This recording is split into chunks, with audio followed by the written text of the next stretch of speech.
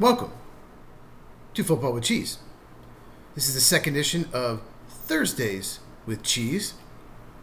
I'm making 2 videos a week right now, typically Mondays and Thursdays, just going over topics around the league, because we're still in preseason mode. And 2 weeks from today is opening night, Cowboys-Eagles. Can't wait for that. But there's a bunch of little things to discuss, nothing huge.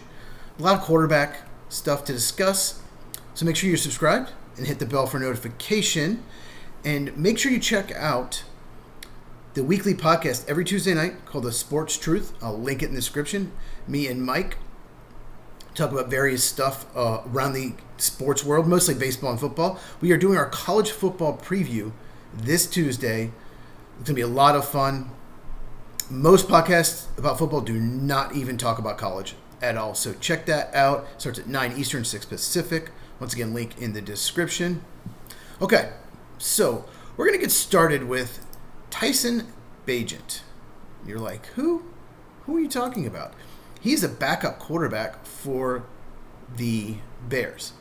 A lot of people thought they would shop him at the end of camp because they signed Case Keenum. He was Caleb Williams' backup last year.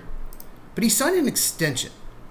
And I think this is significant based on what I talked about Monday. I talked about Caleb Williams a lot in that video, how the media is protecting him, only talking about the good things and pretty much ignoring the bad stuff.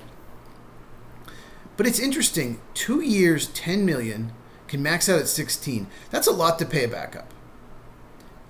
And Tyson Bagent, I don't think he's going to be a starter in the league. I don't think he was thinking, I can be a free agent next year and just get a starting gig.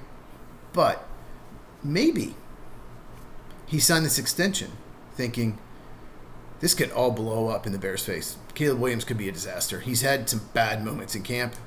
Like I said, check that video out. I'll go into depth. I'm not going to talk about it right now. But just wondering if Tyson Bagent thinks, I have a chance to start this year if it all goes to shit, which is possible. When things don't go well, Caleb Williams does not seem to handle it. He doesn't handle adversity well. So I just wanted to mention that. Mark Jackson had to leave practice, but they said he just got stepped on. He's okay. Every Ravens fan who had a heart attack when they saw that, he's fine. Brian Robinson Jr. is being shopped by Washington. It was a little surprising. A lot of people thought he'd be their lead back this year. They like the younger guys better. I think the emergence of Ja'Cory Krosky-Merritt, a prospect, if you watch my draft videos, I really liked him. I put him in my top 101. He's a late 7th round pick. Basically didn't play all but one game because of eligibility issues. If he had played the whole year, probably would have gone 3rd or 4th round. So Washington got an absolute steal. And they have Austin Eckler. But Brian Robinson Jr. is due $3.6 million, and Washington probably likes the other running backs better and doesn't want to pay him that. So I'm not sure if they'll find a trade partner. There's a rumor that Dolphins are interested. What are you doing, Dolphins? Don't give up draft picks for anyone. You're not going to be good. Sorry. The Dolphins roster looks really bad. I think they're going to be one of the worst 5 teams in the NFL. But the best fit to me is the Chiefs. They could use a running back. Isaiah Pacheco had trouble staying healthy last year. Kareem Hunt's not getting any younger. So that would be a good fit to me. Maybe the 49ers, because they've had a lot of running back injury issues as well. But it's a little surprising that Washington is moving on, because he's not a good player, but I think he's above average, and he's good in the goal line. I think it's more about they don't want to pay him $3.6 million on the last year of his deal when they have other running backs that like just as much or better. Let's see what else is going on. So Micah Parsons and Terry McLaurin still have not signed. I doubt they're going to be traded. There's a rumor that multiple teams have made offers for Parsons, like huge packages. I'm not going to go over it here because it's just rumors. It's not been confirmed, but we're talking multiple first-rounders and other picks. And that the Cowboys have turned them all down. I think with Parsons, there's a number where they would trade him, but I doubt that team will go that far. And Washington thinks Terry McLaurin's just going to cave. That's my opinion. Like I said, no insider information on that, because I don't think they're going to trade him at all. I think they believe he'll cave and just agree to their terms. But here's the thing with those two teams. If the Cowboys go to Philadelphia week 1 without Parsons, their defense is going to get shredded. It's not a great defense with Parsons, let's be honest. It could go really bad for them if he holds out into the season. Same thing with Washington. They don't have another receiver nearly as good as Terry McLaurin. Terry McLaurin is a top 15 receiver, maybe top 10 in the NFL. Amazing season last year, 1,000 yards, 13 touchdowns. If they do not have him early in the season, they actually play 2 games in the first 4 days. So they are hosting the Giants at home. Probably win that game, but without Terry McLaurin, their offense is not the same. And then they go to Green Bay on Thursday. So that's a tough game to play at Green Bay anyway. Without Terry McLaurin, it's much easier to scheme Washington if you don't have a big play threat. And they just don't besides their quarterback, Jaden Daniels. So that is something to watch. I thought something would be resolved by now, at least one way or the other. I talk about Jerry Jones in that video Monday as well, about how he seems to like the attention more than helping the team, either get extensions done or winning in general. So check out that video. Sky Moore has been traded from the Chiefs to the 49ers. Let's talk about that just because the MAC conference. Sky Moore came from Western Michigan. I've noticed a trend. It seems like MAC players either end up being really good or really bad. And teams have noticed that. Darius Alexander, Toledo defensive tackle, fell to the 3rd round. First pick of the 3rd round of the Giants. I thought he had a chance to go late first. For sure, I thought he'd go top 50. He goes 65.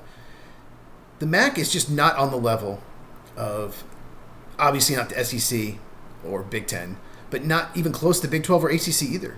So it's a risk. Even if you're really good in the MAC, doesn't mean it'll translate to the NFL. Quentin Rollins is another great example. About a decade ago, cornerback, Miami of Ohio, MAC Defensive Player of the Year, looked like an absolute stud, 2nd-round pick of the Packers. Dude could not play. He couldn't cover a thing.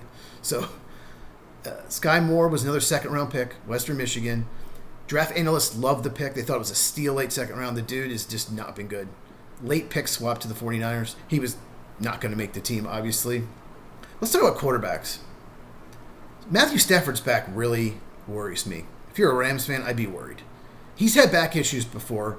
He's missed some time, but he's always seemed to play pretty well. But I'm a little worried. And this could linger into the season. They do have Jimmy Garoppolo, probably one of the better backups in the league. You don't want him playing for the whole year. I know he did go to Super Bowl 49ers, but did not play well in that Super Bowl. So they have a good backup. So if he misses 3 or 4 games, he'll be fine. But they're not winning a Super Bowl with Jimmy Garoppolo. So it's something to watch there. Just a little concerning. It doesn't seem to be healing as fast as it should. Saints, Tyler Shuck, the rookie, Spencer Rattler. Honestly, just play Tyler Shuck. You got to know if he's the guy. Even if you think Spencer Rattler gives you a better chance right now, the Saints are going to be bad. They're going to pick in the top 5, probably top 3.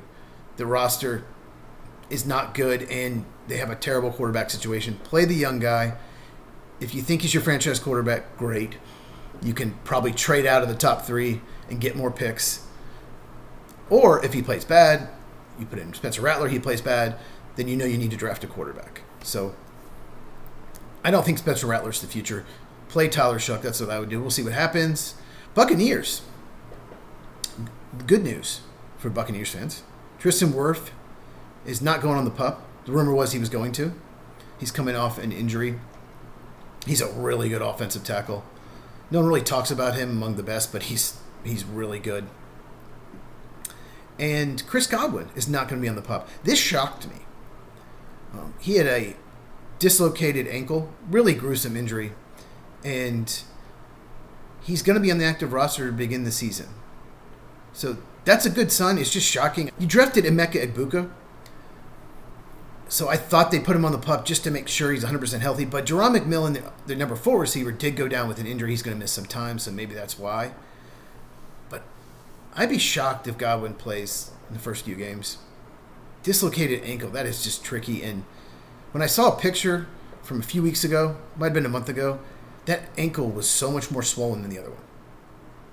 That has to be concerning, but they do have Emeka Egbuka. Probably the main reason they took him in the first round. Hold the fort. Got more on Matt Stafford. He spoke to the media He said he's doing, and I quote, everything I can possibly do. He's doing everything I can possibly do. That doesn't sound reassuring. If he's doing everything he can do, he didn't say it's getting better. He said, I'm doing everything I can possibly do. I believe you. Of course you are. You're a competitor. You're a great player. But this concerns me. This doesn't seem like his previous back issues. It's lingering. So if Stafford's not healthy, yeah, they're in a little bit of trouble. Oh, and let's talk about the Browns quarterback situation. Joe Flacco's been named the starter. Talked about in the other video. Not a shock. That's what we expected. But the Browns start off 2-5, 3-6. They're very likely to play one of the rookies. Who will it be? Dylan Gabriel or Shedeur Sanders? Dylan Gabriel, no one would be talking about him if he was drafted on a team like the Arizona Cardinals in the 4th round, the San Francisco 49ers in the 5th round, where they had an established quarterback and they're competing for a backup spot. No one would be talking about Dylan Gabriel. But you have to bring him up because he was drafted in the 3rd round by the Browns, and then they drafted Shedeur Sanders in the 5th round. So they liked him better than Sanders. Or they would have taken Sanders in the end of the 3rd round. And Gabriel, he did throw a pick 6. I don't know if it was 100% his fault. But Dylan Gabriel is an intriguing prospect to me because he's 5'10". He played at Oregon. Had a lot of success there. Was Oklahoma before then. But we know Kyler Murray and Russell Wilson have had success being under 5'11". But I'm not saying Dylan Gabriel's on their level. I'm not saying that. But Gabriel has a pretty deep ball. He had one of the better deep balls coming into the draft. I mentioned that in my pre-draft video. His problem was sometimes being accurate in the intermediate routes, which is strange. It's like his deep ball is better than the intermediate routes. If he can clean that up and they can design a system for him where he's rolling out, because it's hard to see above the line. That's the biggest problem. If you're under 6 feet, it's tough to see above the line. A lot of offensive line are 6'4", 6'5", even 6'6", interior offensive line. So typically you've got to be over 6 feet, probably at least 6'1", to be able to see over the line. So you've got to roll him out. And he's got the athleticism to do it. But it'll be interesting to see which quarterback they end up playing. They can end up playing both. Like, take turns on different series. I don't know if I'd do that. But I don't think either one is so far ahead of the other right now. I hope they both play in the 3rd preseason game and play a lot. Let's see. Is there anything else? Oh, I haven't talked about this. Daniel Jones has been named the starter for the Colts over Anthony Richardson. I'm not shocked. A lot of people are. Because typically in quarterback battles, if it's close, you go with the young guy. You don't play the veteran because you want the young guy to play to see if he's the guy. See if he is going to be your franchise quarterback. And they decide to go with veteran Daniel Jones. Why I'm not surprised is Shane Steichen, the head coach, he's got to win. He's got to probably make the playoffs this year or he's going to be fired. And he believes Daniel Jones gives him the best chance to win. There's certain things that Anthony Richardson can do that maybe no quarterback can do. He's huge. He's athletic. He's got a cannon arm. He can make plays that most quarterbacks can't. But he's probably the most inaccurate quarterback in the NFL.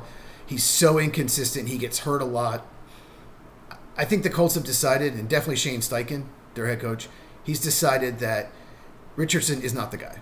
I would probably roll with Richardson, at least early on, just to see if he takes it next level. I think he's looked a little better in camp than he did at the start of last season.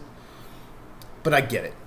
Shane Steichen's got to win. And even though Daniel Jones isn't anything great, he probably gives you a better chance to win more games this season. So anyway, so make sure you're subscribed. Hit the bell for notifications.